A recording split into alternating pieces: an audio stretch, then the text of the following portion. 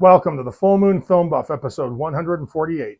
We're going to talk about The Brothers Grimm from 2005. I rented this from Amazon Prime. I know I've seen this before, but I did not remember anything about it. As always, we start with the prominent crew and cast. You can always find links to a more complete credit list in the show notes. The film was directed by Terry Gilliam, written by Aaron Kruger. The werewolf effects were by Carl Derrick. Terry Gilliam began as an illustrator for magazines like Help under Harvey Kurtzman, where he met John Cleese.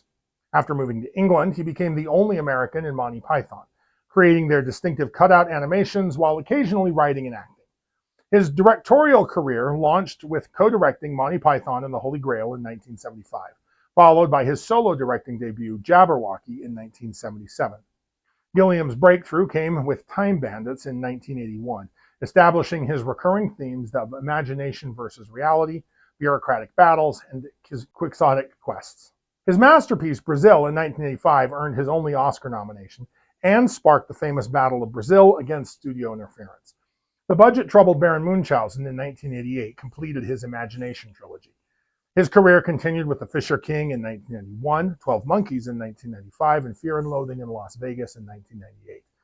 Gilliam's most notorious project, The Man Who Killed Don Quixote, suffered catastrophic production failures in 2000 before finally being completed in 2018. His distinctive visual style features wide-angle lenses, cluttered frames, and grotesque exaggerations, while his themes pit dreamer protagonists against individuality-crushing systems, reflecting his struggles to maintain artistic vision against commercial pressures. Aaron Kruger wrote 3 installments in the original Transformer film series, Revenge of the Fallen, Dark of the Moon, and Age of Extinction, in addition to the American version of The Ring and its sequel, The Ring 2, and the American adaptation of Ghost in the Shell.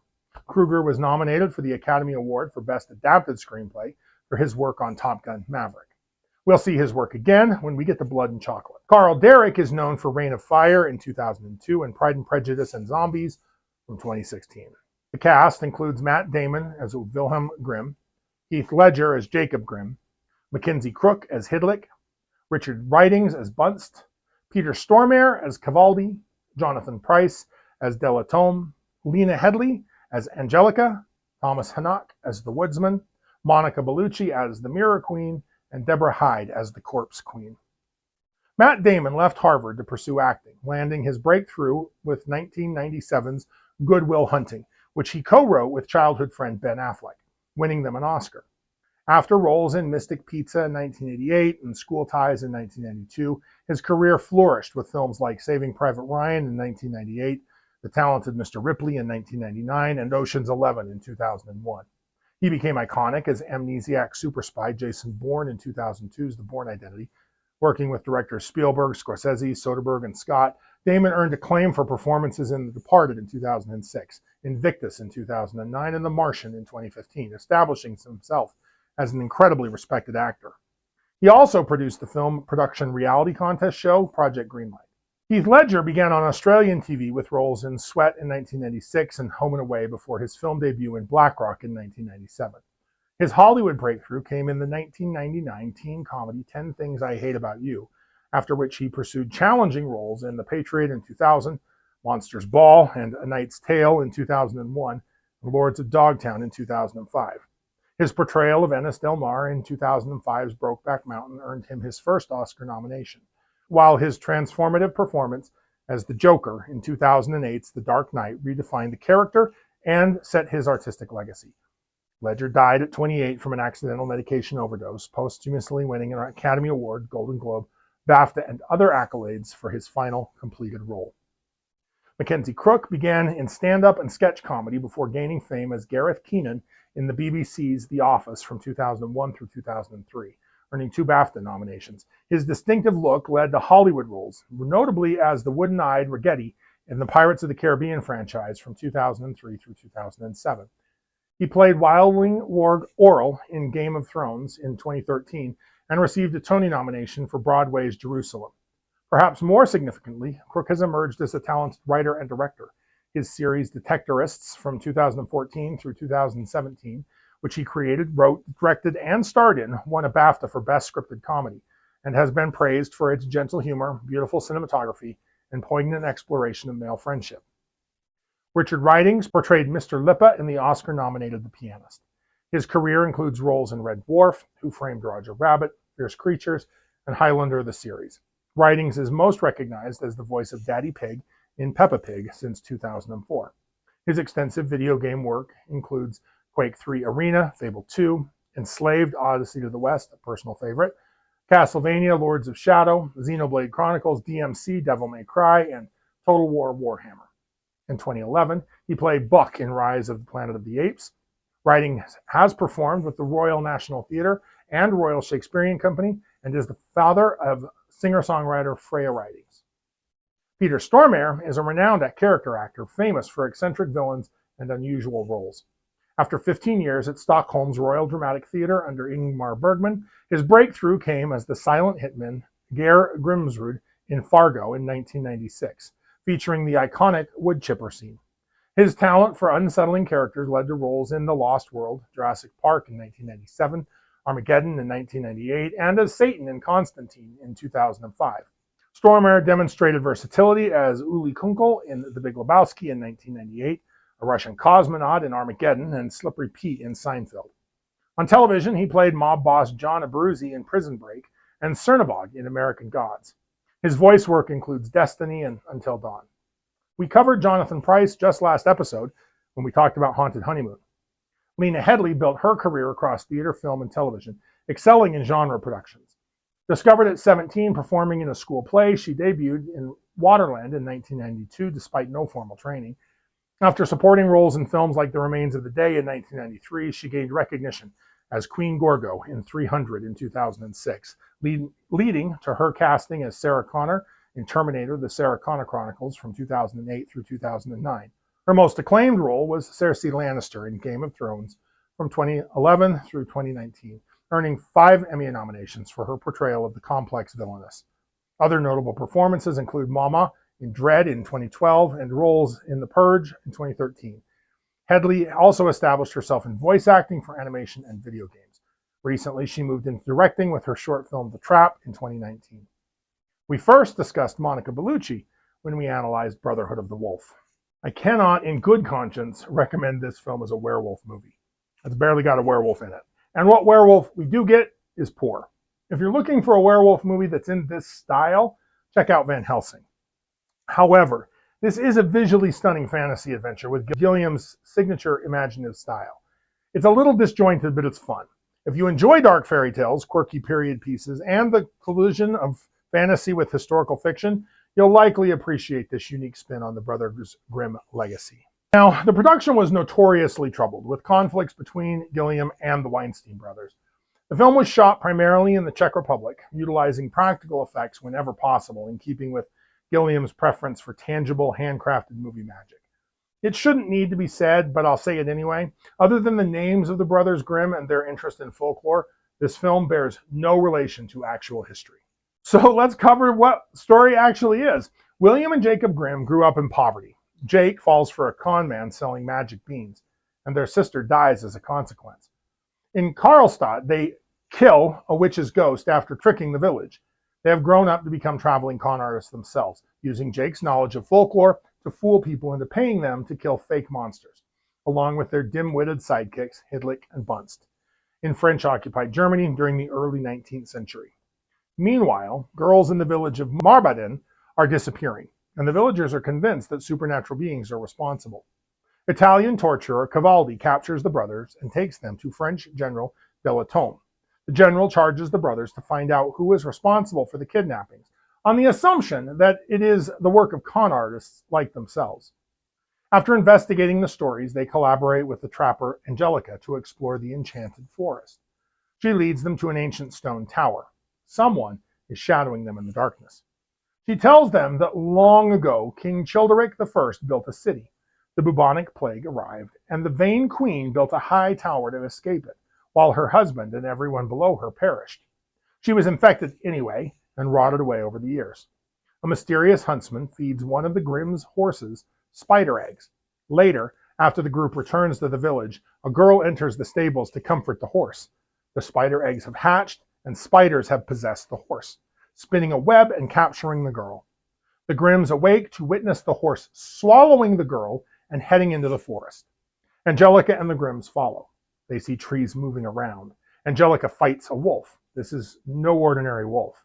Angelica recognizes something about the beast's size. Will refuses to see the magic that is right in front of him. Cavaldi takes the Grimms and Angelica back to Delatome. Because they've failed, Cavaldi wants to kill all three. Jake convinces Delatome that the Enchanted Forest is a hiding place for German rebels. Delatome sends them back to finish the job. Jake believes Angelica's story and wants to save the girls, giving the story a happy ending. Will just wants to get away safely. Cavaldi keeps Angelica hostage in the village while the Grimms head back into the forest. Jake, Hidlik, and Bunst test using a catapult as a possible way to get into the tower. Jake finally stands up to Will. Hidlik and Bunst have had enough of the forest and flee back to the village, where a girl named Sasha, dressed as a boy to try and trick the queen, is getting water from the well and sees a crow fall into it. She pulls it out. The crow sprays mud onto her face until her facial features disappear. A mud monster climbs out of the well and absorbs her before turning into the gingerbread man and jumping back into the well. Jake successfully climbs to the tower's roof with a rope.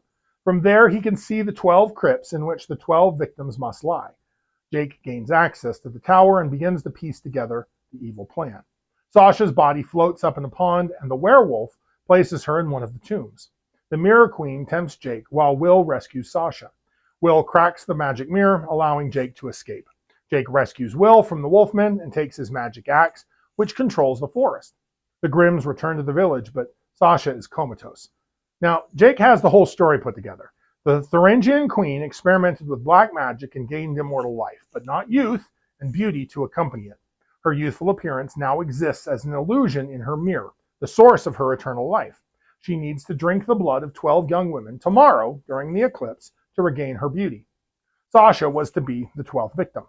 They plan to get all village girls far away and out of danger. However, Delatome and his soldiers ride in and capture the brothers. He knows that they are frauds since he tortured and beheaded Hidlik and Bunst. He orders his soldiers to burn down the forest and the brothers Grimm with it. Angelica gets the magic axe and rescues Will and Jake. She recognizes that the axe belonged to her father. He is under the queen's spell. Angelica is drowned by her father, becoming the 12th victim. The queen wakes and breathes an icy wind, putting out the forest fire. Delatome's men panic and desert. The brothers reach the tower, but Delatome catches up with them. When Cavaldi refuses to kill the Grimms, Delatome shoots him, but he's saved by the Grimms' magic armor. Will impales Delatome on a French standard. Jake and Will gain access to the tower, but not in time. The queen regains her youth after drinking the blood of the girls. She enslaves Will and makes him her new servant in the place of Angelica's father. Jake is forced to stab Will. The queen taunts Jake, who then smashes the magic mirror, causing it to crack and harm the queen as well. Angelica's father jumps from the window and destroys the rest of the mirror. The queen explodes. Outside, Cavaldi recites an Italian curse, and the tower crumbles. Jake awakens Angelica with true love's kiss, which in turn resurrects the others, including Will. With the menace gone and their children returned to them, the villagers of Marbaden celebrate and give the heartfelt thanks to the brothers Grimm. Cavaldi stays in the village and joins the villagers for the feast. The Grimms decide to pursue a new profession, presumably recording fairy tales instead of conning them. Now, there are numerous visually stunning elements in this film that are a highlight, showcasing Gilliam's background in animation and surrealism. The Mirror Queen's decay and rejuvenation sequences blend practical makeup effects with early 2000 CGIs. The forest itself transforms with trees that move and breathe. One particularly memorable sequence involves a child being consumed by a horse, demonstrating both the film's dark take on fairy tales and its commitment to visual innovation. But the werewolf transformation, it's not only not good, it's bad. I see what they were aiming for. The huntsman folds a hood forward that morphs into the wolf or pulls the hood back, but the effect just does not work. It looks cheap and fake.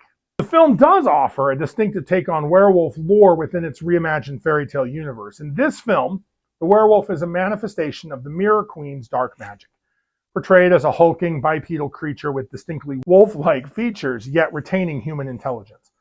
Unlike traditional werewolf depictions governed by lunar cycles, this creature serves as a guardian and enforcer for the immortality-seeking queen, hunting villager girls whose blood and youth sustained her power.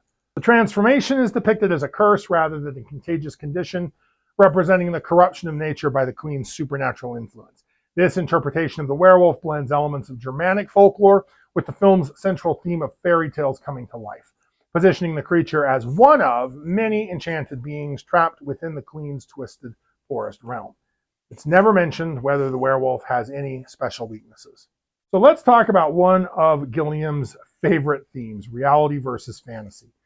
The Brothers Grimm presents a captivating reinvention of renowned German folklorists. While the actual Jacob and William were serious scholars who documented folk tales, Gilliam transforms them into charismatic swindlers who encounter genuine magic, a creative liberty that underpins the film's exploration of fantasy, folklore, and the blurred boundaries between deception and truth.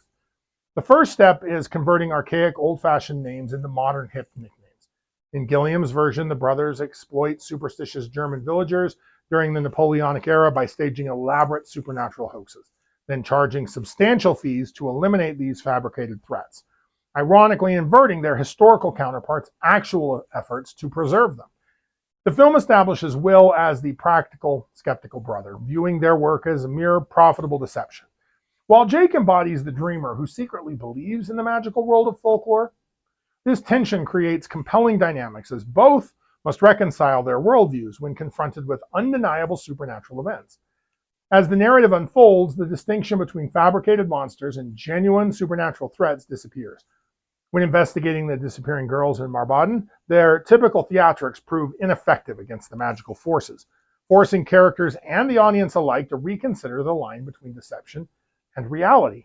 It's set in Napoleon-occupied Germany, and the film grounds itself historically while exploring cultural identity during foreign occupation, mirroring the actual Brothers Grimm's efforts to preserve German traditions during French cultural imperialism. The fictional brothers transform from folklore exploiters to preservers as they confront an immortal queen. Gilliam's signature visual style emphasizes the grotesque aspect of fairy tales, returning to their darker roots rather than the more modern, sanitized versions. The film's aesthetic captures the eerie atmosphere of the original tales through twisted forests, uncanny creatures, and macabre imagery. The narrative cleverly incorporates elements from numerous Grimm's fairy tales: Snow White, Little Red Riding Hood, Hansel and Gretel, Rapunzel, and Cinderella. These references aren't merely decorative, but integral to the plot, suggesting these collected stories originated from the brothers' actual experiences. As they accept the reality of the magic they're encountering, the brothers transition from frauds to genuine protectors of folklore and cultural heritage, mirroring, albeit unconventionally, the historical Brothers Grimm role as cultural preservationists. Ultimately, like much of Gilliam's work, the film meditates on storytelling itself, questioning boundaries between deception and truth, history and legend. Like its protagonists, who discover real magic in their fraudulent world, it invites consideration of how fictional narratives can reveal deeper truths, reminding us that the most potent stories inhabit the uncertain territory between skepticism and wonder. The next thing I want to talk about is the unresolved love triangle in this movie. The romantic subplot involving both brothers and the huntress Angelica stands as one of, in my opinion, the most peculiar elements of the narrative. This triangular relationship introduces a layer of personal tension to the fantastical adventure. Yet it ultimately suffers from inconsistent development and an ambiguous resolution that leaves me, at least, with more questions than answers. Angelica enters the story as a formidable, self-sufficient huntress who possesses intimate knowledge of the enchanted forest. Her character immediately establishes herself as superior to the brothers in practical woodland survival skills and environmental awareness. Both Will and Jacob develop evident attraction to her, though their approaches do reflect their different personalities and worldviews. Jacob's interest in Angelica appears more genuine and emotionally vulnerable. As the dreamer and believer in magic, his connection with her stems from mutual respect for the forest's mysteries and folklore. Their relationship evolves through shared moments of wonder and a growing appreciation for each other's perspectives on this fantastic world. Jacob's shy, earnest demeanor around Angelica creates some of the narrative's most tender and authentically emotional moments. His attraction feels rooted in genuine admiration rather than just physical desire. Which brings us to Will's attraction. By contrast, this manifests much more as competitive desire and pragmatic alliance. True to his character as the practical brother and a confident con man, he approaches romance with the same tactical mindset that he applies to all aspects of his life. His flirtations appear more calculated and performance-based, though the narrative occasionally hints at some deeper feelings hiding beneath his practiced charm. Will's interest seems to be partially motivated by a competitive relationship with Jacob, adding another dimension to their brotherly dynamic. What renders this romantic subplot particularly strange is its conspicuous lack of a resolution. The narrative establishes the triangle, but never commits to developing or resolving it satisfyingly. Angelica's preference remains frustratingly ambiguous, with the script providing moments of apparent connection with both brothers without clarifying her ultimate feelings towards either. While there are subtle hints that suggest that Jacob may have a stronger emotional connection with Angelica, or that may just be my interpretation, the story deliberately avoids providing a definitive answer about which brother, if either, ultimately wins her affection. This ambiguity might reflect a greater interest in the fantastical elements of the story rather than romantic closure. Alternatively, it could suggest a non-traditional perspective on relationships that resists conventional romantic resolution. By the conclusion, the romantic storyline remains unresolved, with relationships existing in a state of possibility rather than a definitive outcome. Now, this open-ended approach to the romantic subplot effectively mirrors the narrative's overall tendency to blur the boundaries between reality and fantasy, leading viewers to draw their own conclusions about not just the magical elements, but also the human connections. The unresolved nature of the romantic triangle become another aspect of the story where certainty gives way to imagination and interpretation, perhaps deliberately echoing the brothers' journey through a world where the line between fact and fiction constantly shifts. So, if you like lycanthropes, like, share, and subscribe. Contribute your thoughts and additional observations in the comments below. Let me know what I missed or what you noticed. Next, I plan on discussing Light of Blood from 2005. Keep your eye on the moon, a silver bullet in the chamber, and we'll see you back next episode.